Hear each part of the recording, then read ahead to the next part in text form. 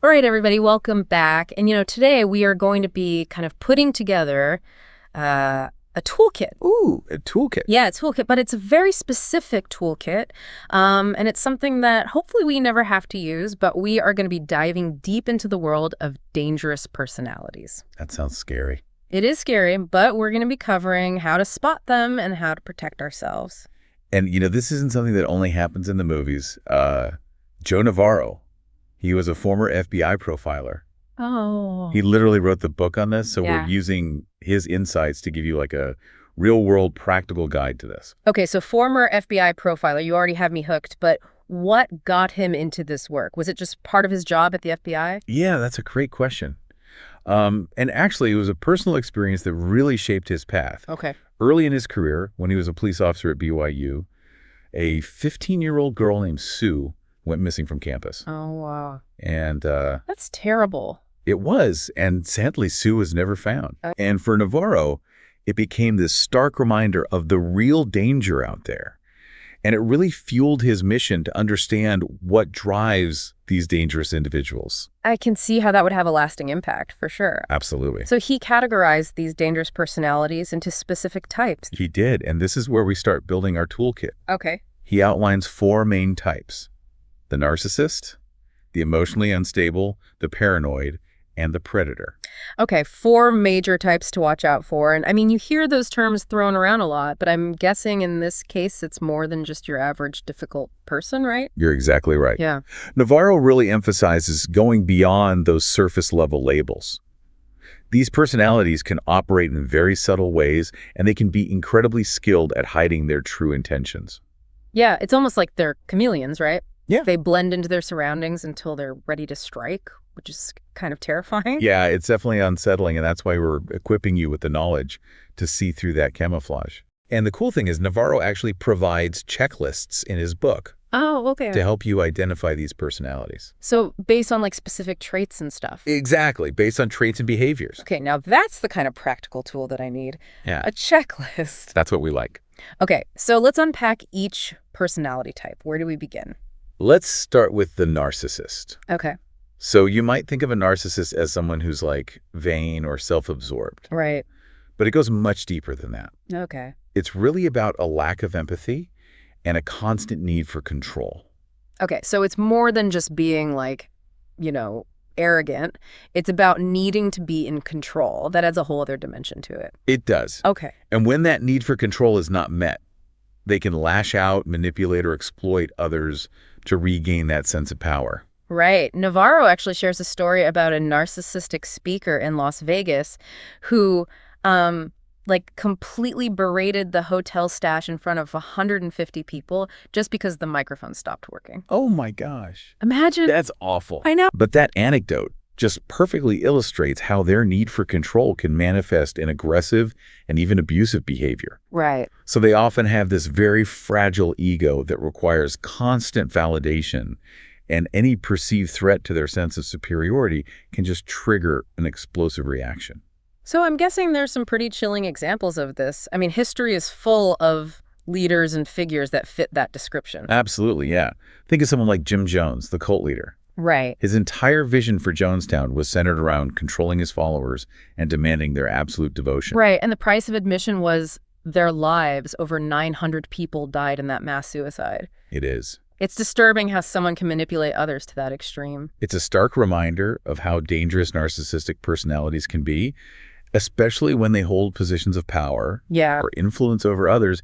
And remember, narcissism doesn't discriminate. Right. It can show up in our everyday lives. You're right. I'm already thinking about that, boss who takes credit for everyone else's work, or that friend who always has to be the center of attention. Yeah, exactly. It's amazing how subtle it can be. It is. And that's why it's so important to be aware of the patterns. Okay. Narcissists often devalue others, make cutting remarks, and dismiss the needs of those around them. Right. It's always about them and their own agenda. Okay. So we're starting to get a picture of the narcissist. But let's move on to the next type. The emotionally unstable personality.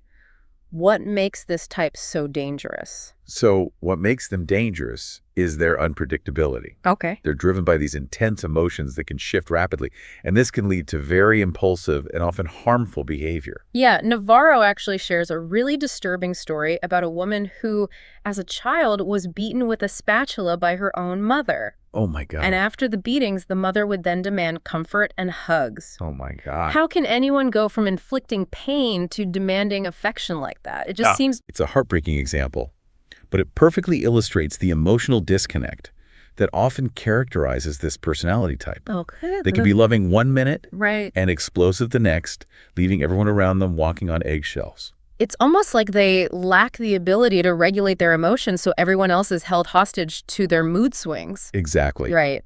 And that instability can be so damaging. Especially in close relationships. Yes, especially. It creates this constant sense of tension and anxiety, and it just erodes trust and safety over time. So we're talking about more than just someone who's moody or, dramatic. This is a much deeper, more volatile pattern of behavior. Exactly. And it's important to remember that this type of personality can manifest in various ways. Think about that coworker who's constantly creating drama in the office, or the friend who always seems to be in crisis, or even a romantic partner who is prone to jealousy or outbursts. These are all examples of how emotionally unstable individuals can impact our lives. It's like they thrive on chaos and everyone else gets caught in the crossfire. Yeah, that's a good way to put it. Okay, so we've got the narcissist who needs to be in control and the emotionally unstable person who thrives on chaos. What about the paranoid personality? What are we looking for there? Yeah, so the paranoid personality is really fascinating because they see the world as a hostile and threatening place, constantly suspecting that others are out to get them. Right. They're driven by mistrust and fear, and this can lead to some pretty extreme behavior. It's like their default setting is suspicion. Yeah. And they're always looking for evidence to confirm their fears. Exactly. Okay. And this can manifest in different ways. Okay. They might be hypersensitive to criticism, hold grudges, or have difficulty trusting others. Navarro talks about a paranoid neighbor he had growing up, a Mr. P, who was convinced that everyone was out to get him, and he would yell at kids playing, poison animals, and even called the police on a salesman who stopped by. That's wild. I know, it's like their perception of reality is just totally distorted. Yeah. So we're talking about more than just someone who's a bit eccentric or, overly cautious. Yeah. This can escalate to a whole other level of behavior. Absolutely. Remember Ted Kaczynski, the Unabomber? Oh, yeah. He was a brilliant mathematician, but his intense paranoia about technology led him to commit acts of terror, injuring and killing innocent people. That's a chilling reminder of how dangerous paranoia can be when it spirals out of control. It really is. So it sounds like we need to be on the lookout for a pattern of mistrust, suspicion, and a tendency to misinterpret events. Yes, exactly. Okay. And remember, paranoia exists on a spectrum. Okay. Some individuals might just come across as a bit quirky, while others can become truly dangerous. Okay. So it's all recognizing the severity and the potential for escalation. Got it. Okay, so we've talked about the narcissist, the emotionally unstable, and the paranoid. Now it's time for the fourth type. And I gotta admit, this one makes me a little nervous. The predator. Yeah, that's understandable. Yeah. It's understandable to feel apprehensive about this type. And for good reason. Right. Predators are all about exploitation. Okay. Their primary goal is to use others for their own personal gain, whether that's power, money, or a sense of control. It's almost like they view other people as pawns in their game, Right. Completely devoid of any real empathy or compassion. Yeah, that's a very accurate way to put it. Yeah. And they really lack remorse and often justify their actions, believing that their needs and desires just completely outweigh the well-being of others. Navarro shares a story about a guy named Julian who basically conned his own family out of their savings. Oh, wow. Including his own mother. Oh, my gosh. He exploited the very people who trusted him the most. That's terrible. It's terrifying to think that someone could prey on their loved ones like that, taking advantage of their vulnerability and trust. It is, and it really highlights a crucial point. that predators don't discriminate when it comes to their victims. Right. They can be strangers, acquaintances, or even family members. So charm and charisma can actually be warning signs. Oh, absolutely. It's like they use those qualities to kind of disarm their victims before exploiting them. Exactly. Okay. They're often very good at identifying vulnerabilities and really exploiting them for their own gain. So, like, are all predators violent, or can they operate in more subtle ways? That's a good question. Yeah. While some predators do resort to violence, Right. others operate in much subtler ways. Okay. Think about con artists who swindle the elderly, Right.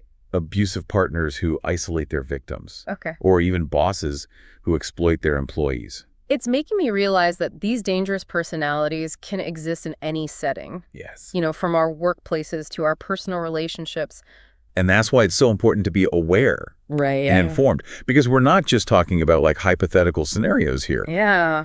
These are real dangers that exist in our everyday lives. Okay, so far we've unpacked 4 distinct personality types, Right. each with their own unique dangers. Yeah. But what happens when these traits start to overlap? That's a crucial question. Yeah. And it leads us to one of the most important concepts in our dangerous personality toolkit.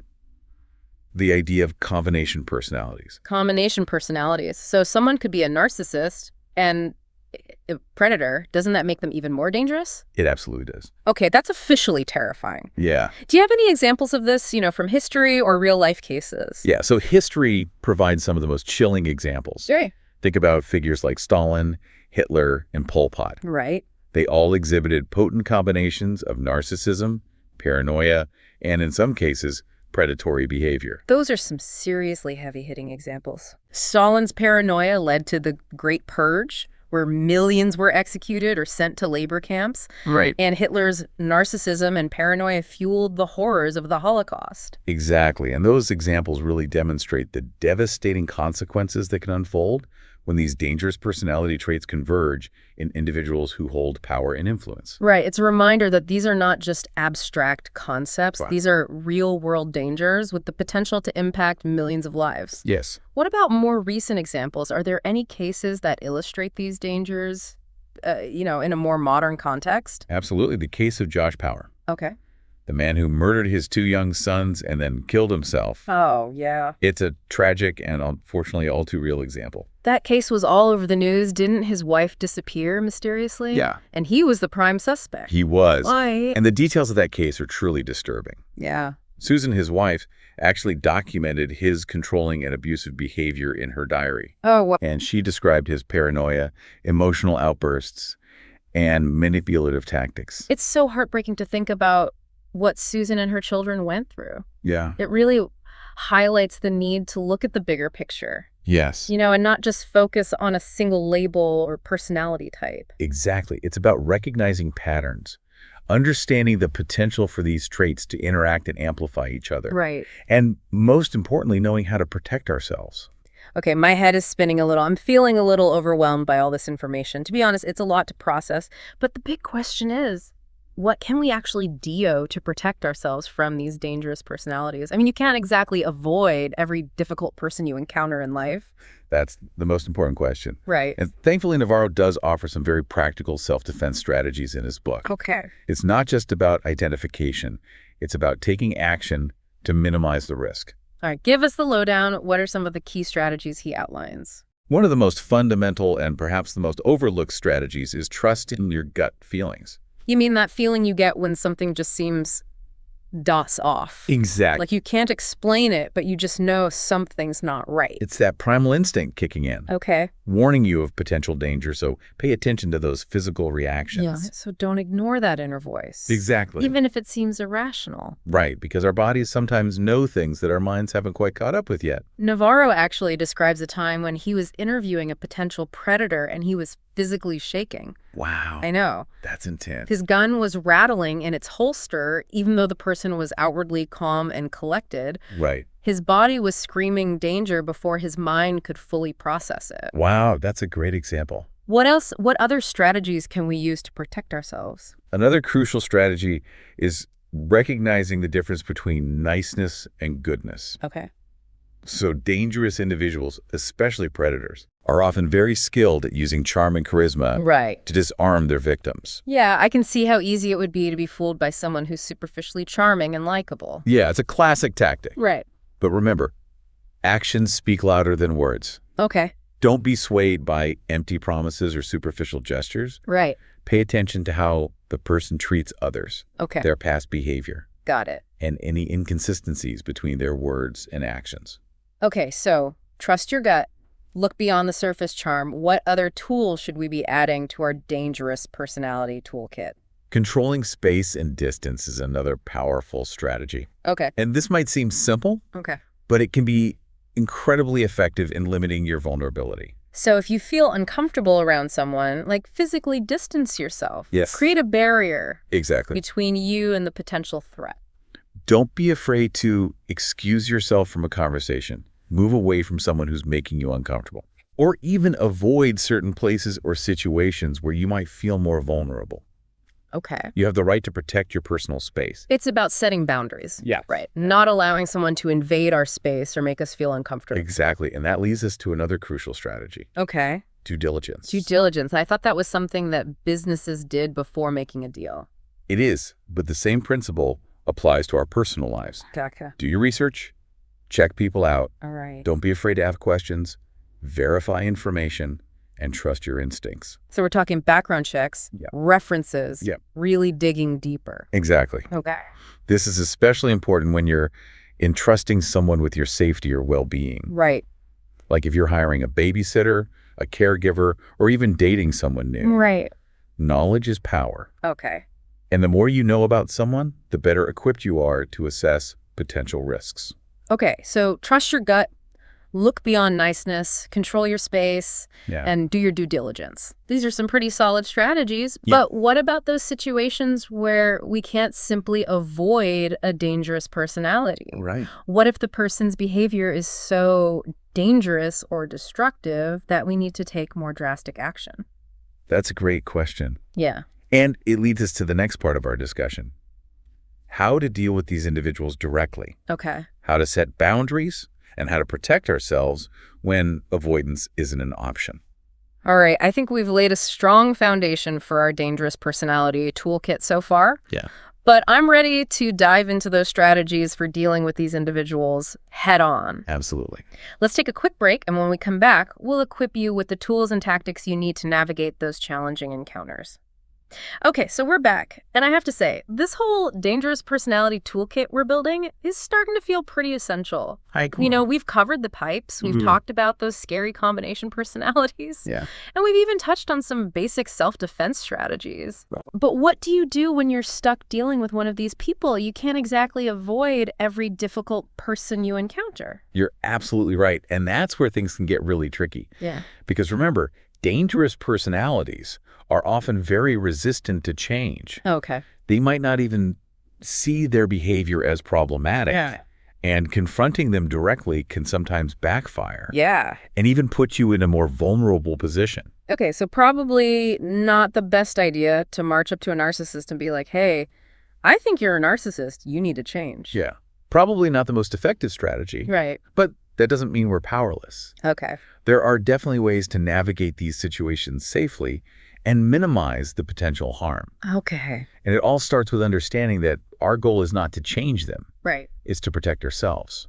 Okay, I'm liking where this is going. So self-preservation is the name of the game. But how do we actually do that? You know, when we're forced to interact with these individuals, like in a workplace or family setting. Yeah, that's a great question. Yeah. And one of the most powerful tools we have is boundaries. Boundaries. Think of it like drawing a line in the sand and saying, this is where my tolerance ends. Do not cross this line. Okay, I like it. Clear, firm, and non-negotiable. But honestly, setting boundaries with someone who's, you know, manipulative or controlling can feel really intimidating. It definitely takes courage. Right. But remember, your safety and well-being are worth fighting for. Okay. So when setting boundaries, be clear, direct, and specific Okay. about what behavior you will and will not accept. So it's not about getting them to understand our perspective. Exactly. It's about protecting ourselves, regardless of whether they agree or not. Exactly. And consistency is key. Okay. If you give in to their demands Right. or manipulation even once, Right. They will learn that your boundaries are flexible. Okay. And they'll likely push harder the next time. Okay, and I'm seeing how this ties back to the concept of controlling space and distance. We're not just talking about physical space anymore. Exactly. But emotional and psychological space as well. Precisely. Boundaries are about protecting all those spaces. Oh, okay. Got it. So any other tools we can use? Yeah, so here's another one for your toolkit. Documentation. Okay. Keep a detailed record of any incidents, especially if the person's behavior is abusive, threatening, or harassing. So dates, times, specific details of what happened. Exactly, like you're building a case file. Witnesses, if there are any. Exactly. Okay. Because dangerous personalities are often master manipulators. Right. They might twist events, deny their actions, or even try to gaslight you into questioning your own sanity. Wow. But having that written record can really help you stay grounded in reality. Yeah. And provide evidence if you need to seek support or even legal action. Documentation is power. Exactly. It creates a paper trail, so to speak. Right. So their words can't be the only version of events. Exactly. So what other advice does Navarro give for dealing with these challenging individuals? So he really emphasizes the importance of building a support network. Okay. So talk to trusted friends. Okay. Family members, therapists, or even support groups. Got it. Share what you're going through and seek guidance and advice. Right. Don't isolate yourself. Surround yourself with people who can offer support, perspective, and maybe even a reality check when you need it. Exactly. Right. Because seeking help is a sign of strength, not weakness. Right. You don't have to go through this alone. Okay, so we're talking boundaries, documentation, and building a support network. Yes. These are powerful tools, but what about those situations where these strategies just aren't enough? What if the person's behavior is so dangerous or destructive that we need to take, more drastic action? That's where we have to consider the concept of distancing. Distancing. And sometimes that can even mean removing yourself from the situation completely. Okay. Even if it's painful or difficult. So like cutting ties. Yeah. Ending a relationship. Sometimes it's the only way to truly protect yourself. Even if it's with a family member or someone we work with? Exactly. And Navarro is very clear on this point. We have no social obligation to be tormented or victimized. Okay. If someone's behavior is consistently harmful or dangerous, you have the right to walk away, to prioritize your own safety and well-being. It's a powerful reminder that we have the right to protect ourselves. Yes. Even if it means making tough choices. Absolutely. But how do you actually distance yourself from someone who's, manipulative or controlling? I imagine it's not as simple as just saying, goodbye, I'm done. Yeah, it's rarely that easy, especially if the person is resistant. Right. It might require legal intervention, restraining orders, or even changing jobs or relocating to a new city. Wow. It's really important to seek professional guidance and support in these situations to ensure your safety throughout the process. So distancing can be a complex and multifaceted process. It is. But ultimately, it's about putting our own safety and well-being first. Exactly. And remember, the goal isn't to punish the other person or to seek revenge. It's about creating a safe and healthy environment for yourself, free from their harmful influence. This has been such an insightful deep dive. It has. We've covered so much ground, from identifying dangerous personality types to developing strategies for protecting ourselves. We have. I feel like I've gained a whole new understanding of the dangers out there and, most importantly, what I can do to navigate them. That's great. And for those who want to delve even deeper into this topic, we highly recommend Joe Navarro's book, Dangerous Personalities. It's filled with practical advice, real-world examples, and those detailed checklists we talked about. It's an invaluable resource. It is. And I want to leave you with this thought. If you could ask Joe Navarro one question about recognizing and dealing with dangerous personalities, what would it be? What piece of information would be most valuable to you in your own life? That's a great question to ponder. I think I'd want to ask him what the most common mistake people make is when dealing with a dangerous personality.